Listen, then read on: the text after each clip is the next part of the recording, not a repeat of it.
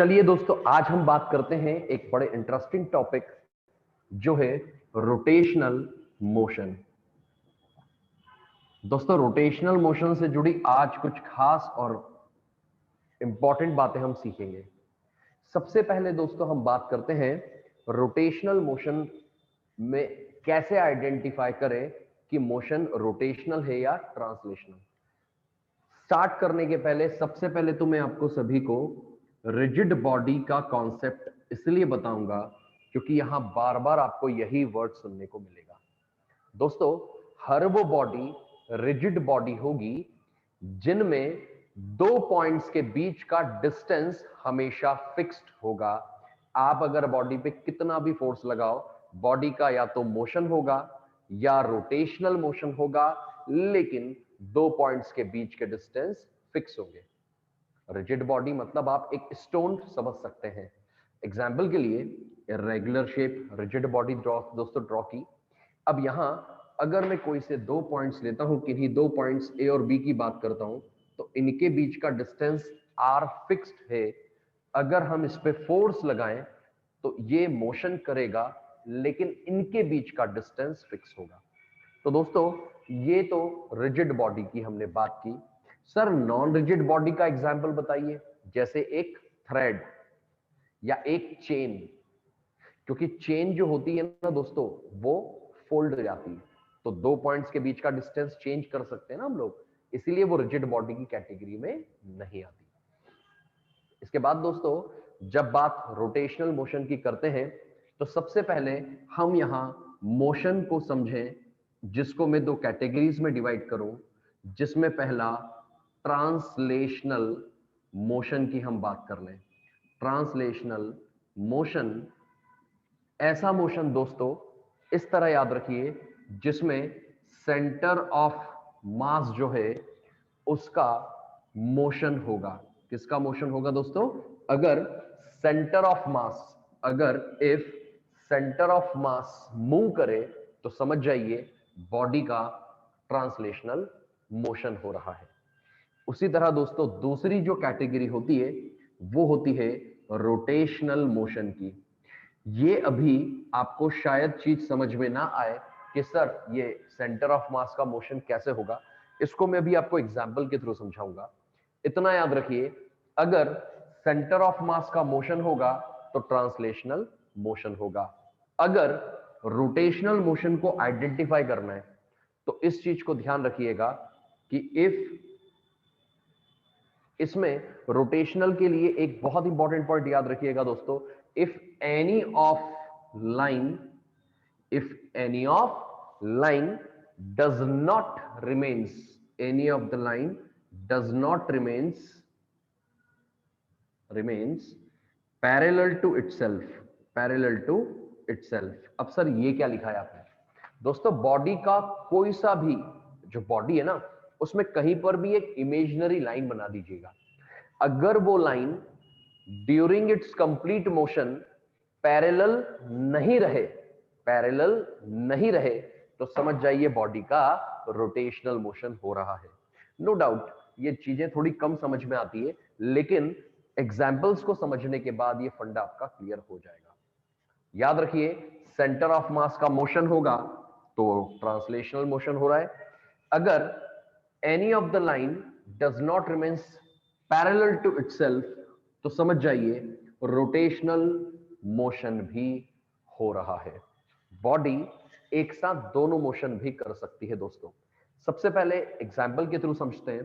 For example दोस्तों, एक rod है, ये रॉड सीधे इस डायरेक्शन में इस तरह से मूव कर रही है। ओके, तो इट्स क्वाइट सिंपल कि ये एक ट्रांसलेशनल मोशन का एग्जाम्पल होगा। सर कैसे?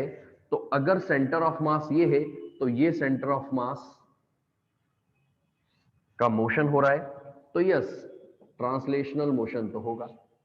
रोटेशनल मोशन को कैसे चेक करना है? तो जो फंडा मैंने लिखवाया है ना लाइन वाला, उससे याद रखिए। कैसे सर? एग्जाम्पल के लिए इमेजिन करिए एक लाइन, सपोज वर्टिकल लाइन जो बॉडी से जा रही है, तो यहां पर ये लाइन, यहां पर भी सेम लाइन, यहां पर भी सेम लाइन। देखिए ये आपस में पैरेलल है, मतलब इसका रोटेशनल मोशन नहीं हो रहा। एक और एग्जाम्पल समझिए, अगर इसी एग्जाम्पल में ये लाइन बनाता मैं, तो यहां ये लाइन बनती, यहां ये लाइन बनती, तो देखिए ये एक दूसरे के पैरेलल है। पैरेलल नहीं होती तो रोटेशनल, फिलहाल पैरेलल है तो रोटेशनल मोशन नहीं होगा। दोस्तों एग्जाम्पल के लिए इमेजिन करिए कोई रॉड है फिर से, जो इस सर्कल के अलोंग, इस सर्कल के अलोंग इस तरह से, मैं समझाता हूं आपको, जैसे ये रॉड है तो ये सर्कल के अलोंग इस तरह से मोशन कर रही है। Got it? अब इसका कौन सा मोशन चल रहा है? तो दोस्तों सेंटर ऑफ मास का तो मोशन हो ही रहा है, तो दैट्स व्हाई ये ट्रांसलेशनल मोशन की कैटेगरी तो होगी होगी, तय बात है।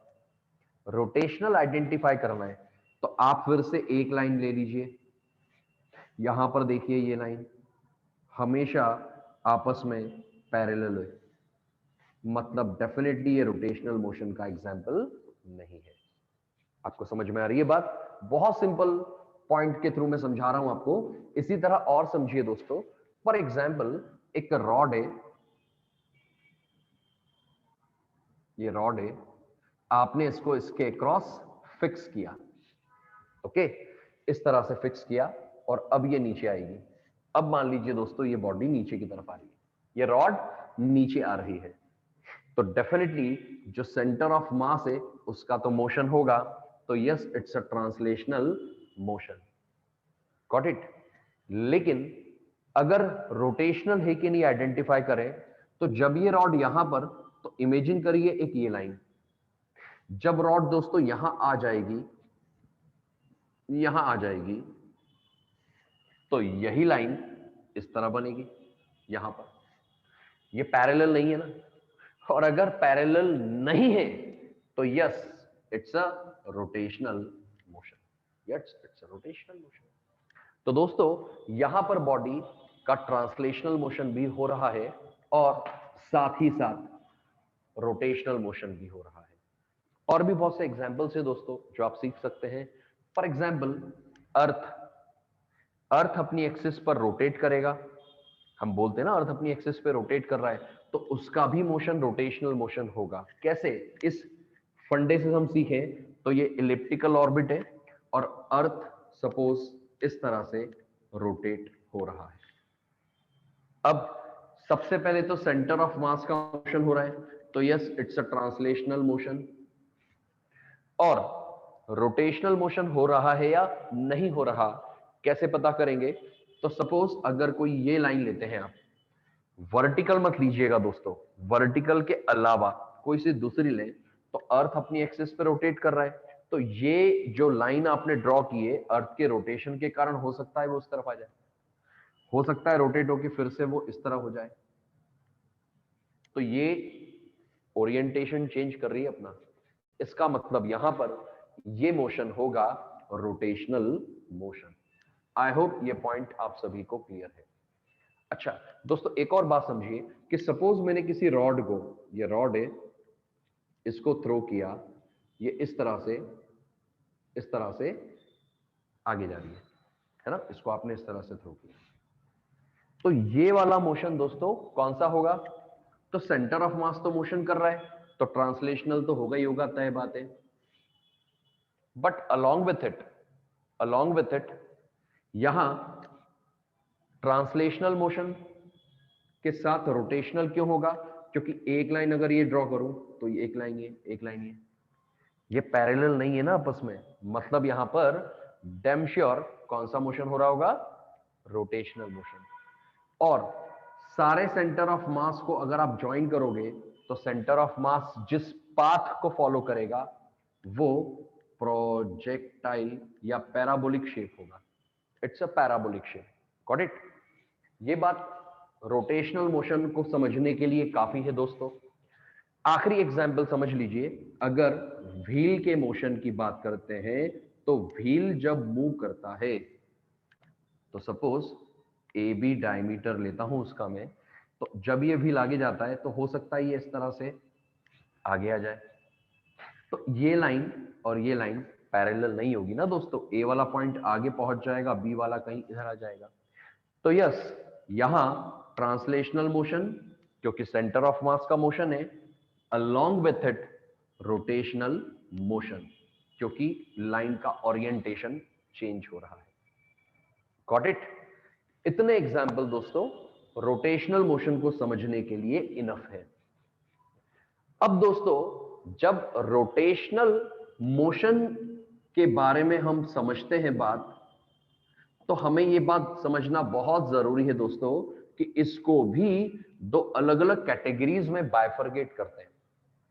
रोटेशनल मोशन की जो फर्स्ट कैटेगरी है, इसमें body fixed axis of rotation, FAOR, fixed axis of rotation से रोटेट करेगा। मतलब जो एक्सिस होगी वो होगी रेस्ट में फिक्स। एग्जाम्पल के लिए दोस्तों सारे हिंज वाले क्वेश्चंस।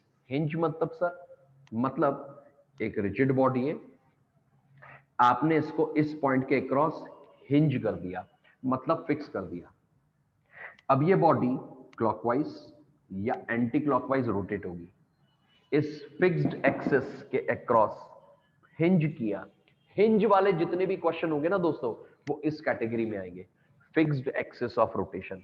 एक पॉइंट के अक्रॉस बॉडी को फिक्स किया और अब बॉडी रोटेट होगी। दूसरी कैटेगरी, इसके बारे में हम डिटेल में सीख रहे हैं, दूसरी कैटेगरी होती है दोस्तों general rotational motion. General rotational motion of body, जिसमें एक्सिस जो है दोस्तों इसका मोशन होगा, एक्सिस ऑफ रोटेशन का भी मोशन होगा। बहुत सिंपल एग्जांपल, फिर से आप एक व्हील की बात करते हैं अगर, तो व्हील इस पर्टिकुलर एक्सिस के क्रॉस रोटेट हो रहा है, तो एक्सिस जो ये यहां थी वो व्हील के साथ आगे की तरफ डेफिनेटली मूव करेगी ना दोस्तों। तो ये है जनरल रोटेशनल मोशन। तो याद ये रखिए कि रोटेशनल मोशन में ये दोनों केसेस जो है ना, इनमें अलग अलग फंडे का इस्तेमाल होगा, फॉर्मूलेज अलग अलग होंगे। जैसे यहां हम काइनेटिक एनर्जी का फॉर्मूला अभी कुछ देर में हाफ आई ओमेगा स्क्वायर पढ़ेंगे, जबकि यहां हाफ आई ओमेगा स्क्वायर के साथ हाफ एम वी स्क्वायर। तो फॉर्मूलेज में डिफरेंस आया कि नहीं आया? इस तरह से दोनों ही अलग अलग कंसेप्ट के थ्रू सॉल्व होंगे दोस्तों। सबसे पहले हम बात करते हैं पहली कैटेगरी दोस्तों, फिक्स्ड एक्सिस ऑफ रोटेशन। जब बात फिक्स्ड एक्सिस ऑफ रोटेशन की होती है, तो आप इस फिक्स्ड एक्सिस ऑफ रोटेशन के फंडे को सीखिएगा।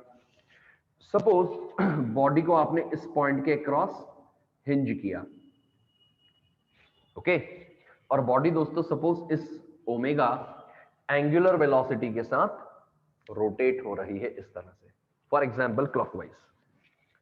अब दोस्तों यहां बॉडी और सारे ही पार्टिकल्स की एंगुलर वेलोसिटी तो होगी एग्जैक्टली सेम।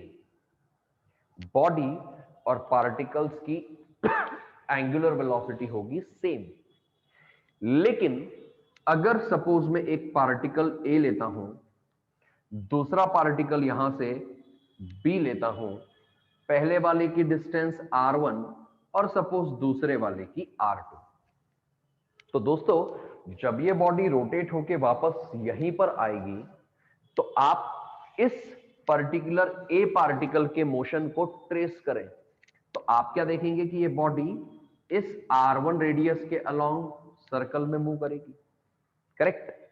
और बी की बात करूं तो बी वाली बॉडी बड़े वाले सर्कल के अलोंग रिवॉल्व करेगी। So we can say body का तो रोटेशनल मोशन हो रहा है, बट पार्टिकल्स का सर्कुलर मोशन हो रहा है, और सारे पार्टिकल्स की जो वेलोसिटी होगी वो अलग अलग होगी। वेलोसिटी का जनरल फॉर्मूला होता है r इंटू ओमेगा। अब नोटिस करिए ये रेडियस r1 r2 अलग अलग है दोस्तों पार्टिकल्स का, तो r रेडियस पार्टिकल का डिफरेंट, तो डेफिनेटली वेलोसिटी भी डिफरेंट। तो दोस्तों अलग अलग पार्टिकल्स की लीनियर वेलोसिटी जो होगी वो यहां पर होगी different. What about linear acceleration sir? तो दोस्तों लीनियर एक्सेलरेशन की अगर मैं बात करूं, ए पॉइंट के लिए सपोज बात करें, तो नोटिस करिएगा अगर कोई बॉडी सर्कल के लॉन्ग रिवॉल्व करती है, याद करिए towards the centre centripetal acceleration होता है, टेंजेंशियल एक्सेलरेशन भी होता है। तो जब बात एक्सीलरेशन की हो दोस्तों, तो नेट एक्सीलरेशन में सेंट्रिपिटल भी इन्वॉल्व होगा और टेंजेंशियल भी इन्वॉल्व होगा, और नेट एक्सीलरेशन होगा दोस्तों under root AC square plus AT square. Sir कितना होगा? सेंट्रिपिटल कितना होगा? तो सेंट्रिपिटल एक्सीलरेशन होता है दोस्तों, सॉरी, सेंट्रिपिटल होता है omega square into R, omega square into R या simply V square by R, एक ही बात है दोस्तों, ये याद रखिए। और जब टेंजेंशियल की बात होगी तो टेंजेंशियल एक्सीलरेशन होता है R इंटू एंगुलर एक्सीलरेशन। तो दोस्तों अलग अलग पार्टिकल का रेडियस अलग अलग, तो एक्सीलरेशन भी अलग अलग। तो क्या सीखा दोस्तों कि जब कोई body fixed axis of rotation के अक्रॉस रोटेट करेगी तो सारे पार्टिकल्स की angular velocity same, but linear velocity और एक्सेलरेशन डिफरेंट होगी। अब दोस्तों यहां पर काइनेटिक एनर्जी कितनी होगी सर? अगर बॉडी रोटेट हो रही है सपोज किसी पर्टिकुलर इस पॉइंट पर, तो बताइए सर काइनेटिक एनर्जी कितनी होगी? तो दोस्तों यहां पर रोटेशनल काइनेटिक एनर्जी की जब मैं बात करूंगा ना, तो हमेशा याद रखिएगा फॉर्मूला होगा half I omega square. But ये तो आपने अभी तक बुक्स में पढ़ा है या पहले कभी पढ़ा होगा, हाफ आई ओमेगा स्क्वायर होता है। लेकिन अब एक बहुत इंपॉर्टेंट बात याद रखिएगा, आई हिंज लीजिएगा। सर ये क्या है आई हिंज? दोस्तों जब बॉडी रोटेट करेगी तो उसकी rotational kinetic energy half I hinge omega square होगा। आई हिंज मतलब बॉडी जिस पॉइंट पर हिंजे उसके across moment of inertia. Example के लिए दोस्तों, एग्जाम्पल के लिए कि क्यों IH का इंपॉर्टेंस है यहां पर, ये सुनिए। मान लीजिए एक रॉड है, फिर से इसको मैंने इस पॉइंट पर इस पॉइंट के क्रॉस हिंज किया और ये रोटेट कर रही है लाइक दिस, और एक बार इसी रॉड को मैंने इस पॉइंट के क्रॉस रोटेट किया, यहां हिंज किया और इसको इस तरह से रोटेट कर रहा हूं। समझ में आ रहा है दोस्तों? यहां पर ऐसे रोटेट हो रही है और यहां पर ऐसे रोटेट हो रही है। तो दोस्तों ये मोमेंट ऑफ इनर्शिया और ये मोमेंट ऑफ इनर्शिया डिफरेंट होगा। कैसे? रॉड के सेंटर से जाने वाली एक्सिस का moment of inertia 1/12 ml square, सभी ने पढ़ा है ये होता है। जबकि यहां पर इस रॉड के एक एंड के क्रॉस, एक एंड है ना दोस्तों, ये यहां मोमेंट ऑफ इनर्शिया होता है 1/3 ml स्क्वायर। तो ऑब्वियसली दोस्तों मोमेंट ऑफ इनर्शिया चेंज हुआ तो रोटेशनल काइनेटिक एनर्जी भी चेंज होगी।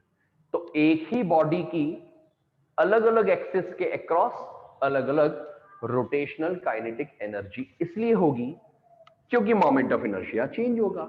It's a very simple. Okay, और भी इसको आप प्रैक्टिकली अगर समझना चाहते हैं कुछ एग्जांपल्स के थ्रू, तो फिर सुनिए। सपोज एक पार्टिकल है जिसका मास है m, दूसरा पार्टिकल है जिसका मास अगेन m। अगर इन दोनों को मिलाने वाली लाइन के परपेंडिकुलर इस एक्सिस के अक्रॉस मोमेंट ऑफ इनर्शिया निकालू दोस्तों मैं, सपोज ये मिड पॉइंट है इन दोनों का, सपोज सेपरेशन है r, तो ये होगा r/2 और ये होगा r/2। तो दोस्तों टोटल मोमेंट ऑफ इनर्शिया जो होगा फर्स्ट पार्टिकल के लिए मास इनटू डिस्टेंस का स्क्वायर, प्लस सेकेंड पार्टिकल के लिए भी सेम फंडा। Got it? लेकिन अगर इसी पर्टिकुलर क्वेश्चन में हमें ये दे दिया जाता दोस्तों कि मोमेंट ऑफ इनर्शिया आप इस एक्सिस के क्रॉस फाइंड करिए, मतलब ये सिस्टम इस एक्सिस के क्रॉस रोटेट हो रहा है, जो फिलहाल 3r/4 और r/4 डिस्टेंस पर है from the first and second particle. Obviously दोस्तों फॉर्मूले में वैल्यूज चेंज होती तो मोमेंट ऑफ इनर्शिया चेंज हो जाता। बट एक बात ध्यान रखिएगा कि मोमेंट ऑफ इनर्शिया में जो डिस्टेंस लेते हैं पार्टिकल की एक्सिस ऑफ रोटेशन से, वो परपेंडिकुलर डिस्टेंस लेते हैं, परपेंडिकुलर डिस्टेंस लेते हैं। अब इस चीज को मैं आपको एग्जाम्पल के थ्रू समझा दूं, कहां बच्चे मिस्टेक करते हैं। तो दोस्तों सपोज एक पार्टिकल है, मास अगेन m, अगेन पार्टिकल का मास m, और अगर इनके बीच के सेपरेशन की बात करें तो फिर से r। अब इमेजिन करिए दोस्तों एक ऐसी एक्सिस जो यहां से जा रही है, बॉडी इस एक्सिस के क्रॉस। अब कैसे रोटेट हो रहा है बच्चों को ये समझ में नहीं आता है। बेटा ये सिस्टम है और ये एक्सिस ऑफ रोटेशन है, ये एक्सिस ऑफ रोटेशन है, तो ये जो पार्टिकल है ना, सुनना, नोटिस करना, ध्यान से देखना, ये एक्सिस ऑफ रोटेशन से पार्टिकल की परपेंडिकुलर डिस्टेंस ये हुई, ध्यान से देखिए, ये हुई। तो ये पार्टिकल इस रेडियस के क्रॉस ऐसे रोटेट होगा, जबकि ये वाला यहां से परपेंडिकुलर डिस्टेंस ड्रॉप करूं तो इस तरह से होगा, तो ये इस तरह से रोटेट होगा। बात समझ में आई आपको? तो परपेंडिकुलर डिस्टेंस इस पार्टिकल के लिए पता है क्या हुआ, ये हुआ, और कितना होगा, तो सेंटर से बेटा ये डिस्टेंस मान लीजिए r/2 ही होगी ना बेटा, ये एंगल थीटा, तो एंगल के सामने वाली साइड ये हमेशा साइन थीटा टाइम्स हाइपोटेनियस, मतलब r/2 साइन थीटा। तो इस पार्टिकल का मोमेंट ऑफ इनर्शिया आ जाएगा I is perpendicular distance multiplied by mass. और यहां पर भी सेम फंडा, ये एंगल थीटा तो ऑब्वियसली ये एंगल थीटा, तो ये वाली वैल्यू अगेन सेम आ जाएगी। तो टोटल मोमेंट ऑफ इनर्शिया हो जाएगा डबल इसके लिए मिलाकर। बात समझ में आई आपको? आई होप ये पॉइंट क्लियर है आप सभी को। अब दोस्तों उसके बाद जब फिक्स्ड एक्सिस ऑफ रोटेशन वाले क्वेश्चन हो तो रेडियस आइडेंटिफाई करना जरूरी है। जैसे मैंने अभी बनाया था ना, कई बार बच्चे मिस्टेक करते हैं। कैसी सिंपल सी मिस्टेक कर देते हैं बच्चे, ये भी सुन लो। मैं आपके सामने दो एग्जाम्पल रखूंगा। एक रॉड जिसकी लेंथ है L, और ये है दोस्तों axis, body omega angular velocity से एक बार ऐसे रोटेट हो रही है, और एक बार यही एक्सिस, मतलब रॉड को मैं यहां से हिंज करूंगा, यहां भी हिंज किया है, यहां भी हिंज किया है, बट यहां पर बॉडी इस तरह से, रॉड इस तरह से नीचे आ रही है। आपसे कहा रॉड की लेंथ है L, मास है M, यहां पर भी लेंथ है L और मास M। अब दोस्तों दोनों में डिफरेंस कहां है ये नोटिस करो। ये जो रॉड है ना, ये सीधे टपक के नीचे आ रही है, और ये रॉड कैसे रोटेट हो रही है, ऐसे, मतलब इसको फिक्स किया और ये इस एक्सिस के क्रॉस इस तरह से रोटेट हो रही है। समझे बात को?